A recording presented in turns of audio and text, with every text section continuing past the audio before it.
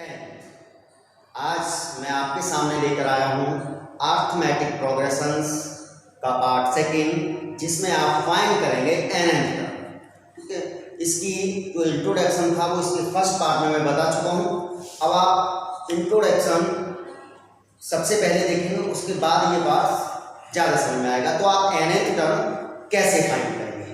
तो चलिए, nth term find करने के लिए बेटा आप फॉर्मूला लगाया करेंगे। जैसे कोई ए पी है, आपको मान लिया 3, 5, ठीक है बेटा 7, इस तरीके से कोई ए पी है।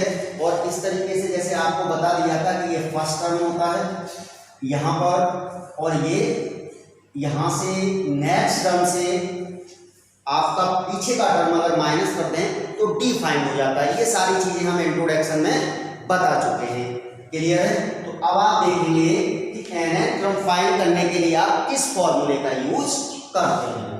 तो an equal a plus n minus 1 into D, ये फॉर्मूला है। तो आपको पता है कि an हमारा लास्ट टर्म हुआ करेगा एपी का, a फर्स्ट टर्म है, n उस एपी के अंदर कितने टर्म है ना, नंबर ऑफ टर्म्स, और d कॉमन डिफरेंस है। ये हमारा फॉर्मूला इसमें अप्लाई होगा। क्लियर है? जैसे यहाँ पर एपी हमने दे दी बेटा a1, a2, a3, a4, dot और सो ऑन an। तो हम इसको an भी कह सकते हैं और इसको लास्ट टर्म l भी कह सकते हैं। तो ये an भी है और ये l भी है। क्लियर है?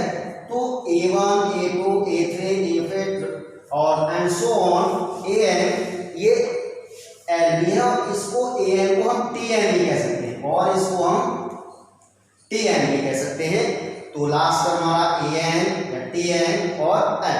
अगर मान लीजिएगा यहां से आप इसका जो टर्म फाइंड करेंगे कि आपको कौन सा टर्म फाइंड करना है, first, second, third, fourth, fifth, तो आपका ये फॉर्मूला नंबर 1 हो गया। तो हम ये वाला फॉर्मूला अप्लाई करेंगे। अब मान लीजिएगा उस एपी में इधर से जो आप नंबर पूछेंगे 10th टर्म बताओ, तो आपको पता है 8 होगा या जो एपी के अकॉर्डिंग निकल के आ जाएगा। लेकिन अगर एंड से फॉर्मूला, अगर एंड से पूछा जाए find 10th term of the end, find the nth term of the end, तो आप उस फॉर्मूले का यूज करेंगे। तब आप फॉर्मूले का यूज करेंगे द nth टर्म, तब आप यहां पर फॉर्मूला फाइंड करेंगे बेटा एंड का। ठीक है, तो ये हमारे पास होगा l minus n minus 1 into day. ठीक है बेटा, ये वाला फॉर्मूला फाइंड होगा जब आप निकाला करेंगे एंड टर्म का। ठीक है बेटा, तो यहां से आप इसका यूज करेंगे। क्लियर है? ये कौन सा टर्म निकाला करेंगे बेटा? एंड टर्म का। ठीक है, एंड टर्म से। तो चलिए मैं आता हूं क्वेश्चन नंबर 1 पर। ये आपको दो फॉर्मूले यूज करने हैं, मेन फॉर्मूला तो ओनली 1 है। ठीक है, क्वेश्चन नंबर 1 जैसे हमने आपको दिया है कि ये है तो find the 10th term of the AP. ठीक है, 2, 7, 12। जैसे हमारे पास एपी है बेटा एपी 2, 7, 12 एंड सो ऑन ए, और हमें 10th टर्म फाइंड करना है। कौन सा टर्म फाइंड करना है बेटा?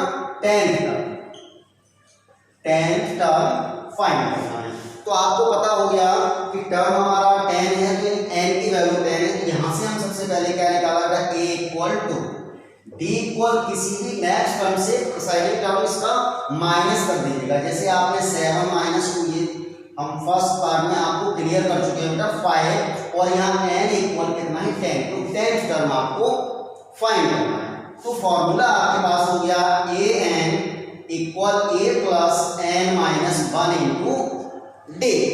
तो यहाँ an यानी a10 equal a plus a की वैल्यू बेटा 2 प्लस n माइनस 1, n की वैल्यू कितनी? 10 माइनस 1, और d कितना है बेटा? 5। क्लियर है? a10 इक्वल 2 प्लस ये 9 इंटू 5, a10 इक्वल बेटा कितना आ गया? 45, 9 5 जब 45 और 2 प्लस करेंगे तो 47। तो हमारे पास जो 10th टर्म होगा वो 47 है। ठीक है, इससे हम ऐसे भी निकाल सकते थे, जैसे 10th टर्म हमें निकालना है और हम ऐसे निकाल सकते थे a10 equal a plus 9d। ये भी मैं पहले बता चुका हूं, तो भी आपका आंसर यही आता। क्लियर है? a की वैल्यू कितनी थी बेटा? 2 प्लस 9 इंटू d था 5, तो 9 5 जा 45 और 2 47। तो आप दोनों में से कोई भी अप्लाई कर सकते हैं, या ये भी अप्लाई कर सकते हैं और यहाँ भी अप्लाई कर सकते हैं। क्लियर है? चलिए इसी के साथ क्वेश्चन नंबर 2, क्वेश्चन नंबर 2 देखते हैं बेटा। सेम इसी तरीके से क्वेश्चन आपको 2 बता रहे हैं, देखते हैं। क्वेश्चन नंबर 2 है हमारे पास, तो find the 15th term of the AP. हमें 15th टर्म चाहिए, ठीक है बेटा। जैसे हमारे पास ये है एपी, एपी कितनी है बेटा? 13, 8, 3, 13, 8, 3, -2 एंड सो। ठीक है, और हमें टर्म निकालना है 15। कौन सा बेटा? 15th term. तो देख लीजिएगा यहाँ से 15th टर्म जब आप निकालेंगे तो n की वैल्यू बेटा 15 है, a इक्वल 13, d इक्वल यानी common difference 8 minus 13, d equal आ गया -5। ठीक है बेटा, d की वैल्यू -5 होगी और n इक्वल है हमारे पास 15।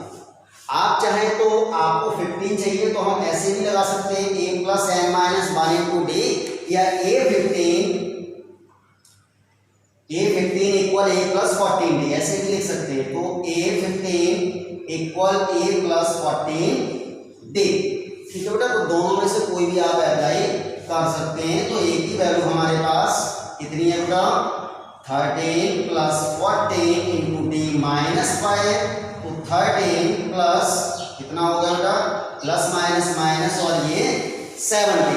यहाँ से ये है तो अब इसमें से इसको आप माइनस कर दीजिएगा, तो माइनस की वैल्यू बचेगी कितनी बेटा? 10 से 3 7 और यहाँ 6 से 1 5, -57 आपका ये इसका आंसर हो।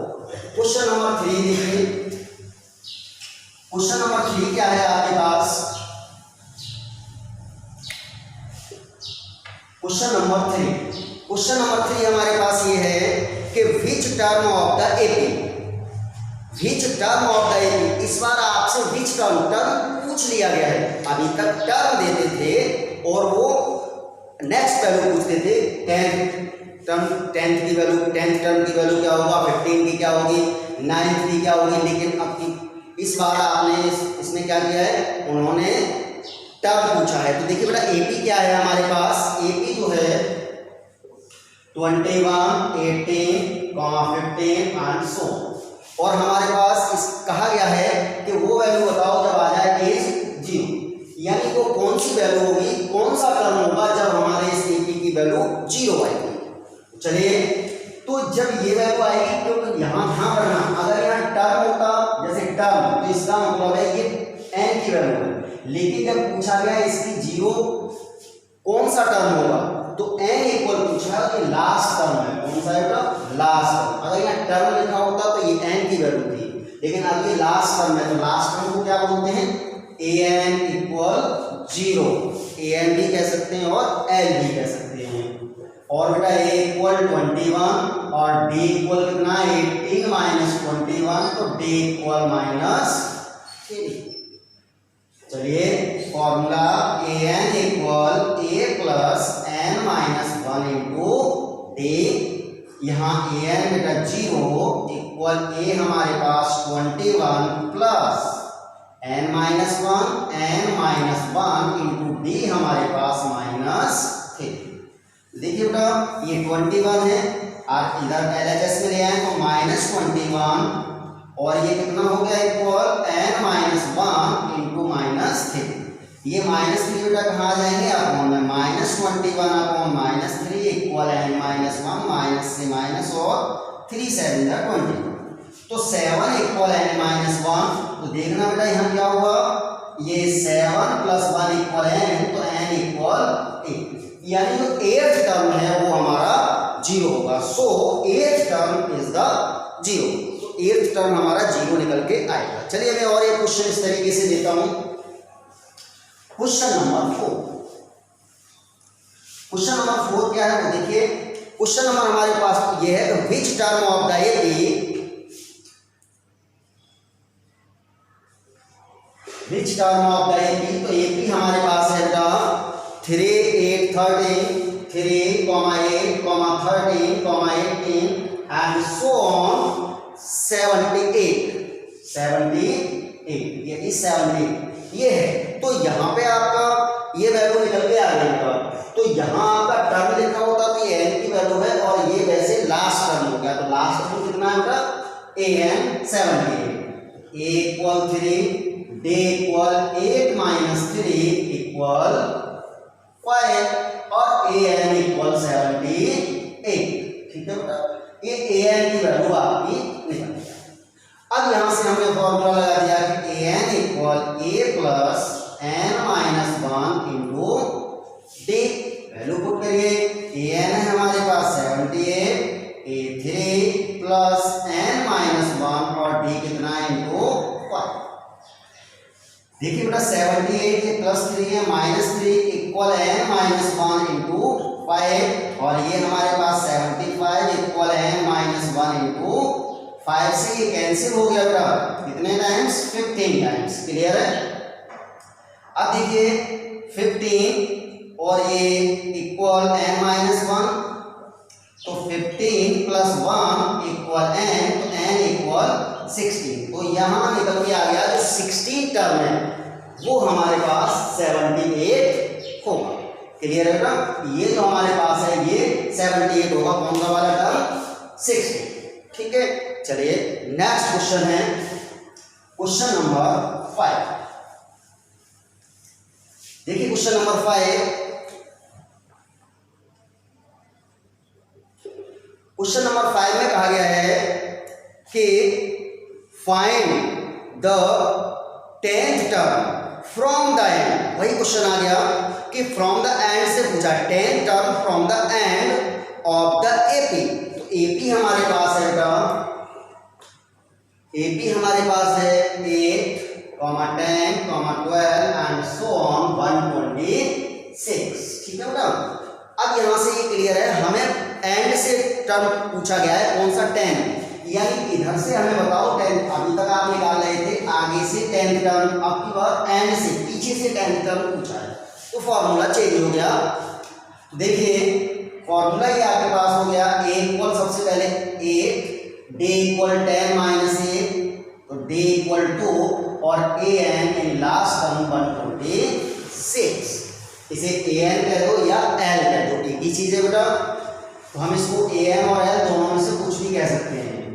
ठीक है, तो चलिए आपको पूछा है 10th टर्म, तो लिखिए 10th term from the end, 10th term from the end equal l minus n minus 1 into d। इसे l लिख दो या an लिख दो। ठीक है, an और l एक ही चीज है। तो यहां से बेटा l हमारे पास 126 माइनस n कितना है 10 यानी 10 माइनस 1 इंटू डी कितना है बेटा 2। तो ये हमारे पास आ गया 126 माइनस 9 इंटू 2, तो 126 माइनस 18 और इसमें से इसे माइनस कर दीजिएगा। ठीक है बेटा, इसमें से इसे माइनस कर दो तो 16 से 8 और यहाँ 0 108। ठीक है, ये हमारा एंड से वैल्यू हमने निकाली है। इस तरीके का ये क्वेश्चन मैं और बता देता हूं। देखिए क्वेश्चन नंबर 6, तो ये हमारे पास क्वेश्चन नंबर 6 क्या है बेटा, देखिए क्वेश्चन नंबर 6 है हमारे पास कि यहां से देखिए क्वेश्चन नंबर 6 में ये कहा गया है कि which of the term of the AP 3, 10, 17। हमारे पास एपी है 3, 10, 17 एंड सो ऑन। ठीक है बेटा, will be 84 more than it's 13th term. ठीक है बेटा, तो यहां से आप क्लियर कर चुके हैं a इक्वल बेटा कितना है 3, d इक्वल कितना है 10 माइनस 3, तो d इक्वल 7। ठीक है, अब चलिए इसमें से ये कहा गया है इस ab का जो टर्म है nth टर्म है वो मोर देन 84 13th टर्म का मोर देन है। तो हमने जैसे कि देखा कि an इक्वल 13th टर्म यानी a13, जैसे 13th टर्म तो a13, 15th टर्म तो a15 और कितना मोर देन है बेटा प्लस 84 मोर देन है, ये हमारे पास क्वेश्चन में कहा गया। चलिए an आपके पास यहां से निकाल सकते हैं, आपके पास पूरी वैल्यू है तो a plus n minus 1 into D. a13 को क्या लिख सकते हैं बेटा a प्लस 12 प्लस 84। क्लियर है बेटा, a13 a प्लस 12d, ये हम आपको पहले भी बता चुके हैं। अब यहां से a बेटा कितना है 3 प्लस n हमारे पास फाइंड करना है तो n माइनस 1 इंटू डी कितना है बेटा 7 इक्वल a की वैल्यू आपके पास, वैसे a से कैंसिल कर दीजिएगा यहाँ पर या आप यहाँ पे कर दीजिएगा, ठीक है। 3 प्लस 12 इंटू डी की वैल्यू 7 प्लस 84। देखना बेटा 3 से 3 तो कैंसिल ही हो गया, यहाँ n माइनस 1 ये आ गया इंटू 7 इक्वल 84 इंटू 84 प्लस 84। तो यहां से आपके पास कितना बना बेटा n माइनस 1 इक्वल, इसी दोनों को प्लस कर दिया 8 और ये 16 अपॉन कितना हुआ बेटा 7, इसे 7 से कैंसिल कर दिया, 7 टू जा 40 और 7 4 जा 20, तो ये कितना आ गया बेटा n minus 1 equal 24, n equal 24 plus 1 n equal 25। तो कौन सा टर्म आ गया बेटा 25th टर्म आ गया, तो ये इसका आंसर हो गया। क्लियर है। चलिए नेक्स्ट है हमारे पास क्वेश्चन नंबर 7। देखिए बेटा क्वेश्चन नंबर 7 में क्या कहा गया है।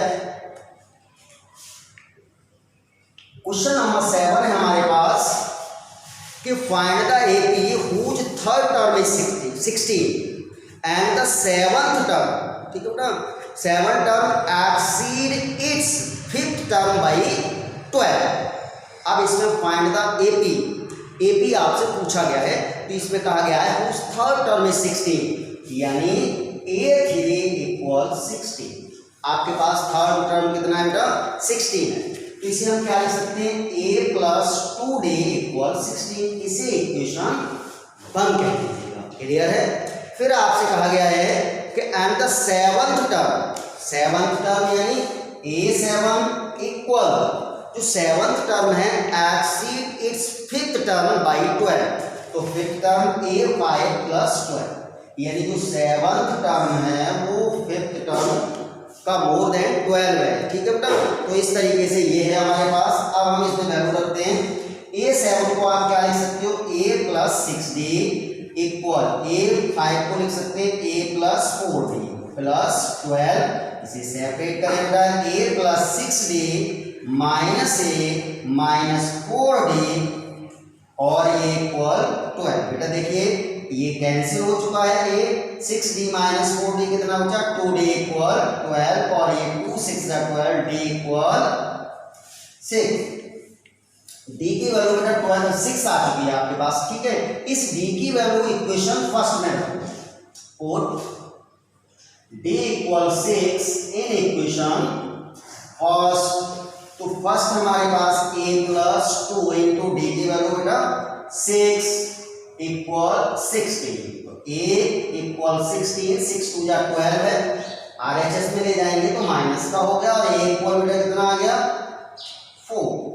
ठीक है, तो अब आप यहां से इसकी AP को देख सकते हैं, AP कितनी आई 100, AP हमारे पास आ गई, देखो a फर्स्ट टर्म हमारे पास 4 और दूसरा टर्म कितना हो गया 4 प्लस 6 10, थर्ड टर्म कितना हो गया 10 प्लस 6 16, ऐसे सो हम निकालते चले जाएंगे। एपी को आपको मैं पहले ही बता चुका था, फर्स्ट टर्म a फिर a प्लस d फिर a प्लस 2d, तो इस तरीके से सभी में ये वैल्यू रखते जाएंगे और ये वैल्यू आगे निकालते जाएंगे। ठीक है बेटा, तो इस तरीके से ये हमारे पास एपी आ गया। अब है बेटा हमारे पास क्वेश्चन नंबर 8। क्वेश्चन नंबर 8 क्या है कि the fifth term of an AP is 5 and its 100th term is minus 292, find the 50th term of this AP। इस क्वेश्चन के अंदर आपको दे रखा है फर्स्ट टर्म a इक्वल 5 और जो 100th टर्म है a100 इक्वल -292, ये है ग्राफ। अब देखिए इसमें से हम इसकी वैल्यू यहाँ a100 को क्या लिख सकते हैं, a प्लस 90 इक्वल -292। a की वैल्यू बेटा 5 पुट कर दीजिएगा प्लस 90 इक्वल -292, 90 और बेटा इक्वल -292 और ये प्लस 5 माइनस का 5 हो गया, 90 इक्वल -297। ये बेटा हमारे पास यहाँ 99 से ये 3 टाइम कैंसिल हुआ तो d इक्वल आ गया -3। d की वैल्यू -3 आ गई। आपको निकालना क्या है 50, 50वां टर्म क्या होगा, तो आपके पास now a50 equal a plus 49d, इस तरीके से लिख सकते हैं। तो हमारे पास बेटा देखिए a की वैल्यू 5 प्लस 49d, d की वैल्यू हमारे पास -3।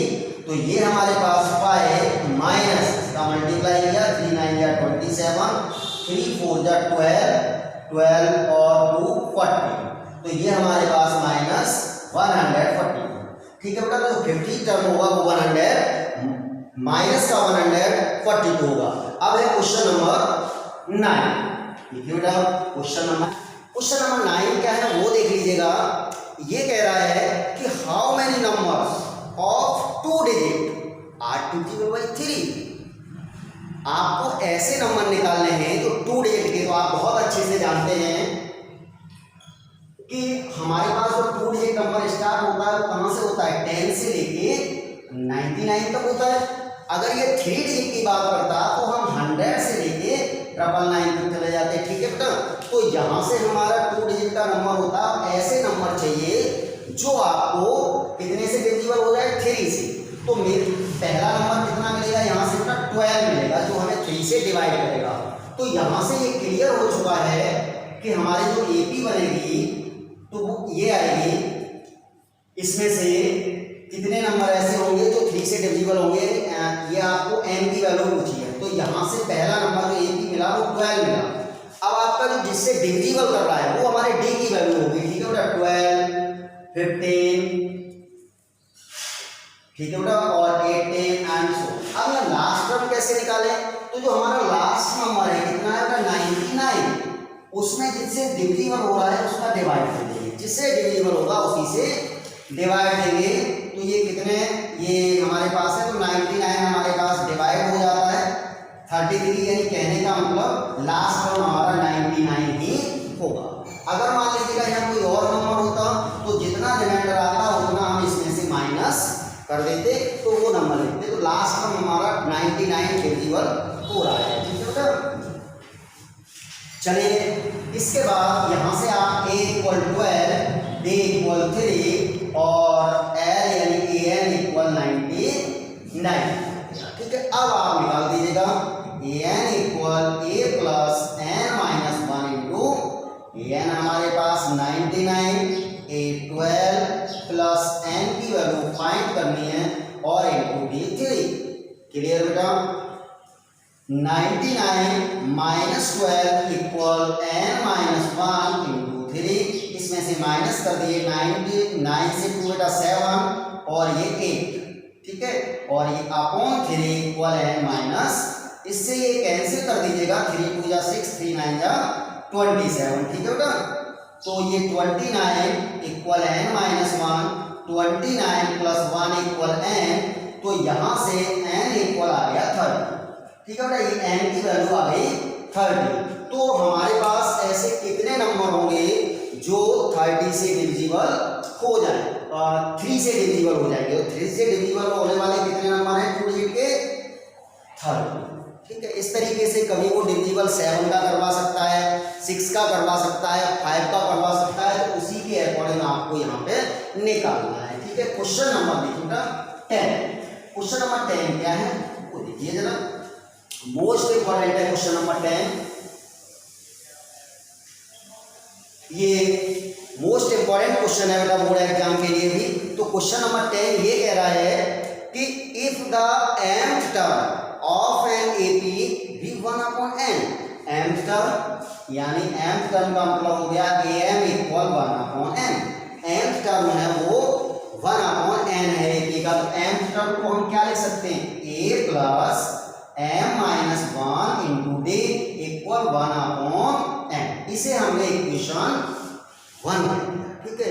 फिर कह रहा है जो nth टर्म है, nth टर्म बेटा कितना है, nth टर्म जो है वो है हमारे पास 1/m, तो an इक्वल 1/m, तो an को हमने क्या लिखा, a plus n minus 1 into d equal 1/m, और ये इक्वेशन है सेकेंड। क्लियर। इक्वेशन फर्स्ट और सेकंड को पास पास लिख दीजिएगा, जैसे आपने chapter 3 pair of linear equation में सॉल्व किए थे एलिमिनेशन मेथड में, उसी से सॉल्व कर देता हूँ इन इक्वेशनों को।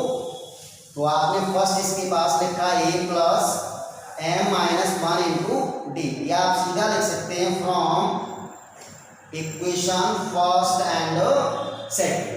तो इक्वेशन फर्स्ट आपने क्या लिखा बेटा, a plus m minus 1 into D equal 1/n, और दूसरा था a plus n minus 1 into D equal 1/n। तो देखना बेटा माइनस माइनस माइनस ये कैंसिल हो गया, यहां से देखो बेटा d जब हम कॉमन ले लेंगे तो ये बचेगा m minus 1 minus n plus 1 और इंटू डी, और 1/n माइनस 1/m ये आ गया। क्लियर है। अब देखना बेटा ये कैंसिल हो गया, तो ये m माइनस n और इंटू डी, और यहाँ m n एलसीएम दिया हमने, तो ये क्या बचा बेटा m माइनस n, तो ये कैंसिल हो गया, d इक्वल आ गया 1/n। ये d की वैल्यू फाइंड किया, किसकी फाइंड की है बेटा, d की। अब ये d की वैल्यू इक्वेशन फर्स्ट में पुट कर दें या सेकंड में पुट कर दें, तो हम किसकी वैल्यू निकाल देंगे, यहाँ पे किसकी बेटा a की निकाल देंगे। तो लिखिए हम यहां से शुरू करते हैं, quote d equal 1/n in equation first. मान लीजिएगा इक्वेशन फर्स्ट आपके सामने ये आ गया, तो a प्लस m माइनस 1 और इंटू डी की value 1/mn equal 1/n। Clear है बेटा। तो a इक्वल 1/n, तो ये रहा, माइनस ये हम पूरा इधर ले जा रहे हैं m माइनस 1/mn, तो a इक्वल बेटा यहाँ mn एलसीएम ले लिया, हाँ mn क्या बेटा एलसीएम लिया, तो ये क्या बचा बेटा m माइनस और ये m माइनस 1। तो यहाँ से जब ब्रैकेट ओपन करेंगे तो साइन चेंज हो जाएगा बेटा, तो इसी तरीके से मैं यही लिख देता हूँ। तो ये हमारे पास m तो नेगेटिव हो गया और 1 पॉजिटिव हुआ, तो ये कैंसिल हो गया, a इक्वल हमारे पास आ गया, a इक्वल आ गया 1/m।